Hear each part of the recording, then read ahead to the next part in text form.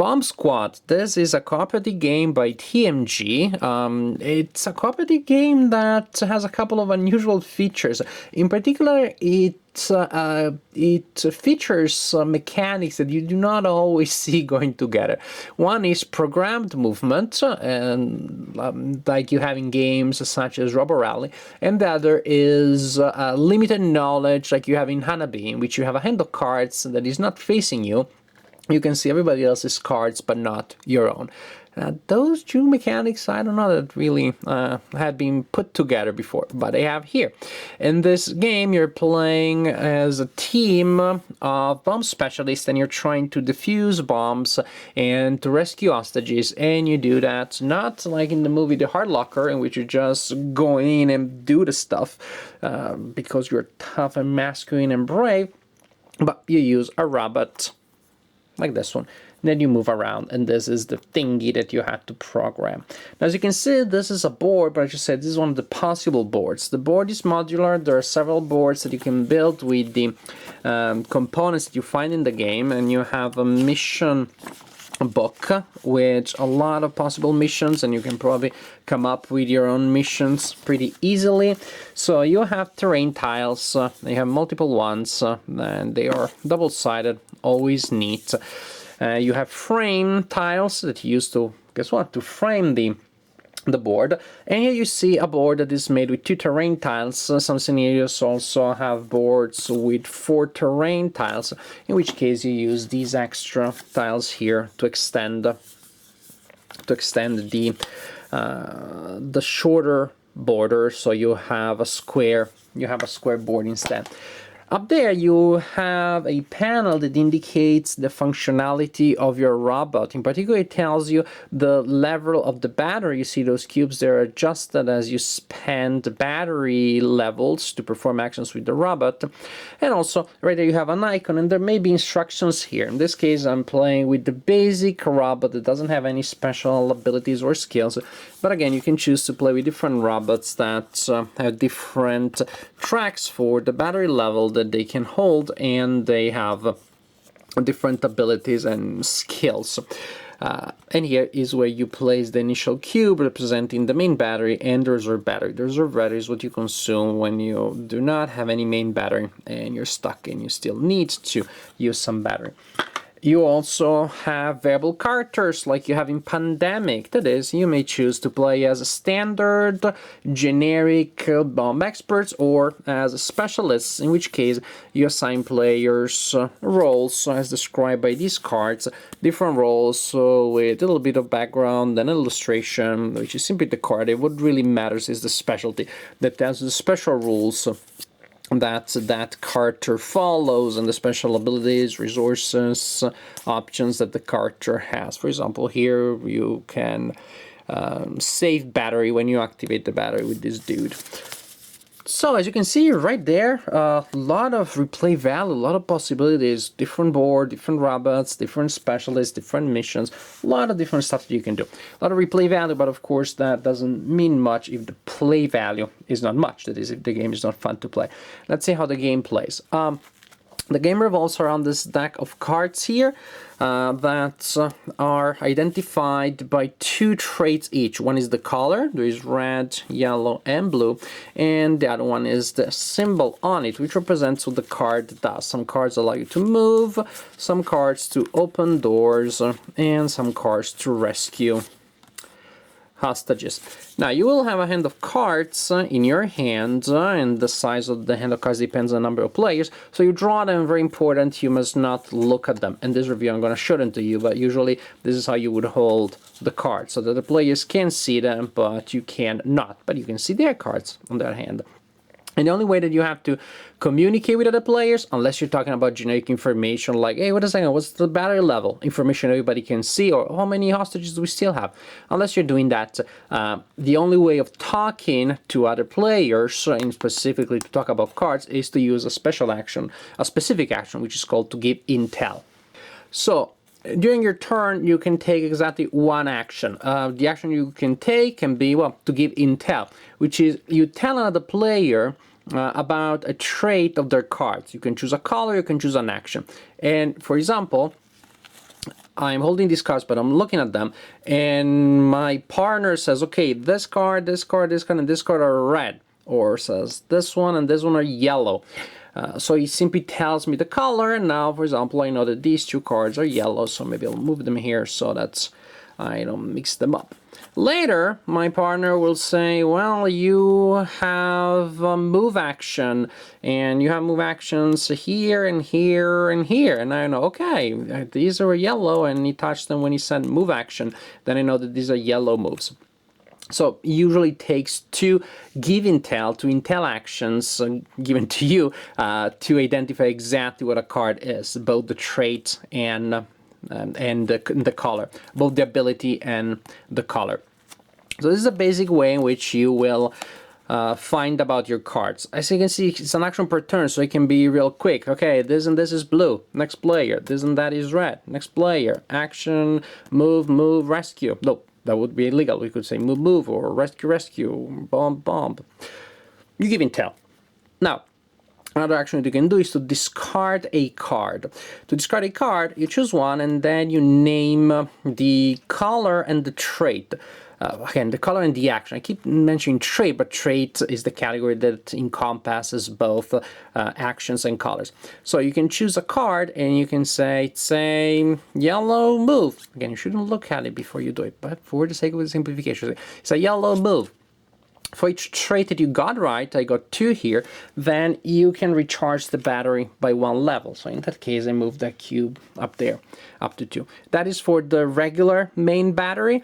The reserve battery is the emergency battery that you deploy when you do not have enough battery there, but it cannot be recharged. So you discard cards one at a time to recharge the battery, and then you immediately get a new card. Another thing that you can do is to program the robot, or I should say to start working towards the programming of the robot. You choose a card from your hand, and without looking at it, you put it in the first available slot on this track here. Let's move a little closer so you also see the board better. So, to program an action, you put it there on that track, on the first space. Then maybe another player want to program another action, we'll put it there, another player, another action, and so on and so forth. Then that's what you do with programming the robot. You play a card, and you get a card from the deck to replace the one that you just played. So at the end of your turn, you will always have the same number of cards in your hand. The other action that you can take is to actually activate the robot using the program that you so carefully built. That can happen as an independent action. Your action for the turn is you select, I'm going to activate the robot, or simply when this track is filled with the last card in this slot here, then the robot that turn is activated immediately. When you activate Mr. Roboto, you turn up all of the cards. Suppose that this is the situation. You turn up all of the cards, and as you can see here, it says no discard, no discard. That is, if you have up to 5 cards, you can choose, you can look at them and you can choose to discard one, because maybe you will not need it. It's very important, because if you have cards in here that you cannot use, you cannot resolve, that gives you a penalty. You will consume extra battery. I guess the stupid robot is simply pushing against the wall and consuming a lot of battery doing that. But you don't have to discard if you don't want to. If you have cards in these slots, so you programmed a long string of actions, then you cannot discard. You're stuck with that. This is very important, because long strings of actions are good in terms of battery, because they relatively cost less battery, but there are more chances that you will make mistakes. Once you have the number of actions of cards that we will actually activate, you can reorganize them in any order. Suppose, for example, that, well, pretty good as things stand, I decide not to change the order, but I could rearrange them in any order. But important, once I have the actual number, then I will need to spend a number of battery levels equal to the number written here. For example, I use 4 cards, then it's 7. With 5 cards, it's 8. This is why you see, if I'm activating 5 cards, I only spend 8. If I were to activate 1 card at a time, each time, I would need to spend 4. So overall, that would be much more expensive.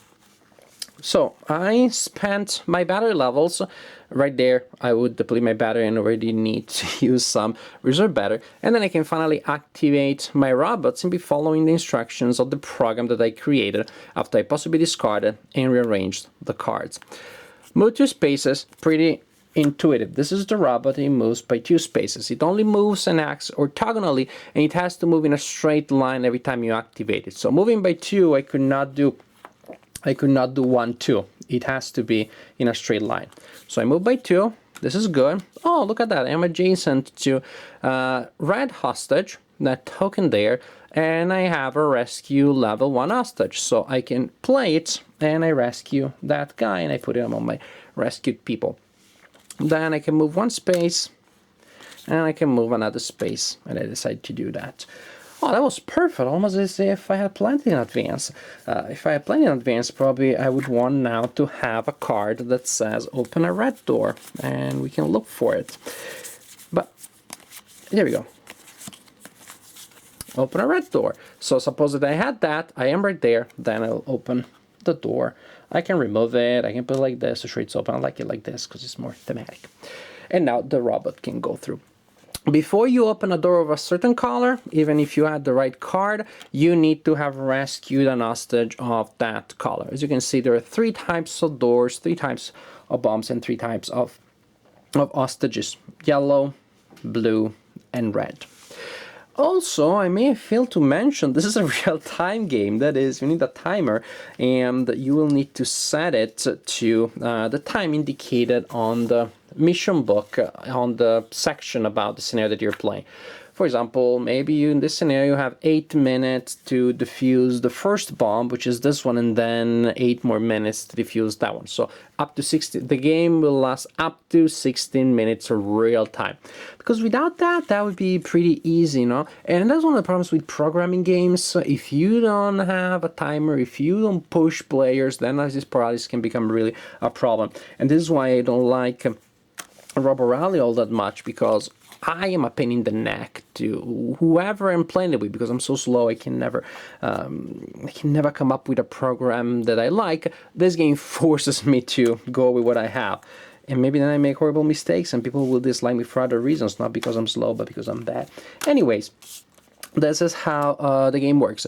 The scenarios usually instruct you to rescue as many hostages as possible and then to defuse all bombs, or at least many scenarios to defuse the bombs, rescue hostages, and then based on that you will find out the level of victory or success that you have achieved based on the scenario instructions.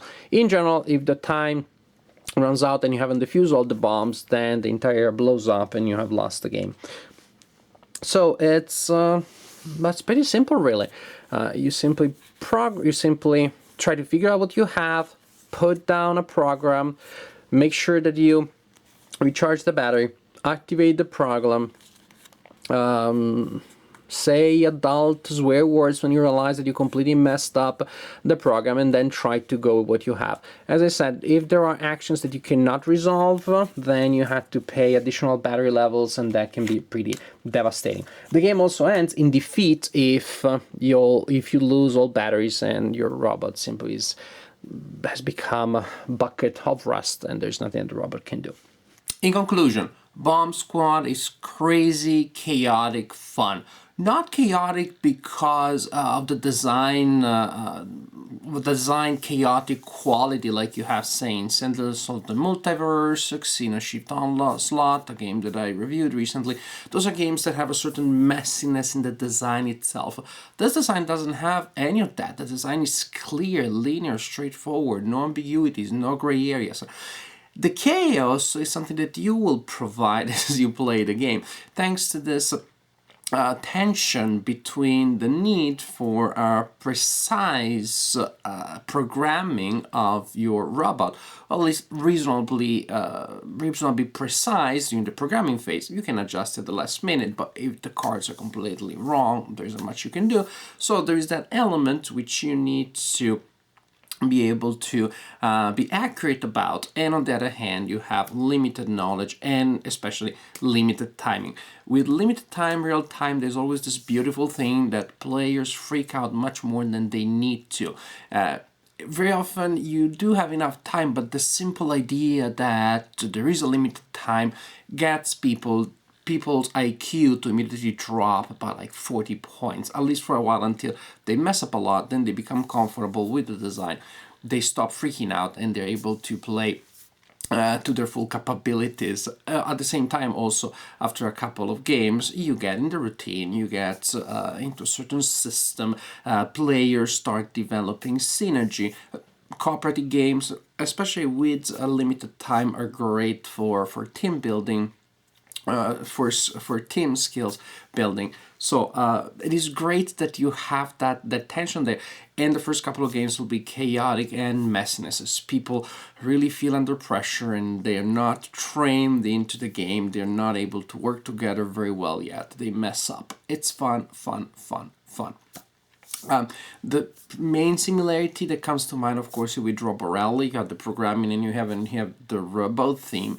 But I like this game much better than Robot Rally. Robot Rally is just me, maybe. I'm terrible at it. It takes me forever to design my moves, and then they are really absurd and ridiculous.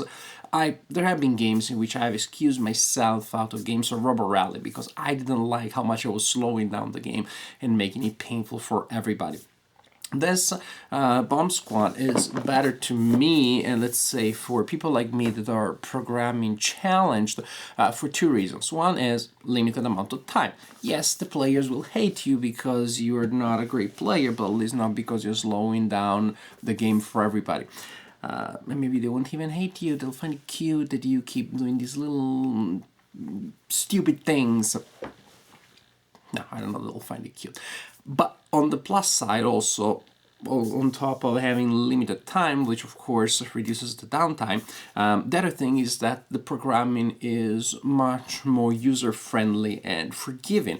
In Robot Rally, you also have to decide when you're programming the moves of your robot, the directions that you'll go, exactly where you'll turn. Here you commit to cards that will produce a move, and even if the move you're not committing yet to the direction and exactly when you're turning, because then by moving cards around, when you're completing your program before you execute the action, you can still change the turns based on the order of the movement card. So it's a more forgiving, more user-friendly, I would say less cerebral programming game where really the emphasis is on the interaction among the players rather than simply on the interaction between each player and a robot on the board. It's a great game. I mean, when I read the rulebook and I realized that it was this unlikely marriage between Hanabi and Robot Rally, I wasn't really sure about it, but to me this game works really well. It looks great, the production values are great, the replay value is really high, which is really important because with games like this that are so much about the team, after a while when players become familiar with the system, gameplay becomes much more linear, much more accessible. It can get a little too easy, but here you can increase the level of difficulty in a variety of ways. You can keep things fresh by experimenting with different roles, different robots, different boards. You can easily design your own scenarios. There are a lot in the game. And also in the rulebook you have a lot of scenarios. Each can be played at the regular difficulty, and each also has an epic level with a high level of difficulty. I think there are just a lot of variations on the basic script that you can play with the stuff that you find in Bomb Squad. Overall, a very original, inventive game, one that I did not expect, and definitely a game that I enjoyed. Fun, messy, chaotic game experience that really is exciting. There's going to be a lot of laughs around the table, a lot of high fives when players don't mess too much. Fun, simply fun, a great gameplay experience. And before I complete my review, I wanted to thank some of my viewers that backed my Kickstarter campaign for 2015. They are Rodney Smith, Kimberly Orr, Dan O, and David Studley. Thank you to the four of you for backing my Kickstarter campaign for 2015, and thank you to all of you, my viewers, for watching my videos.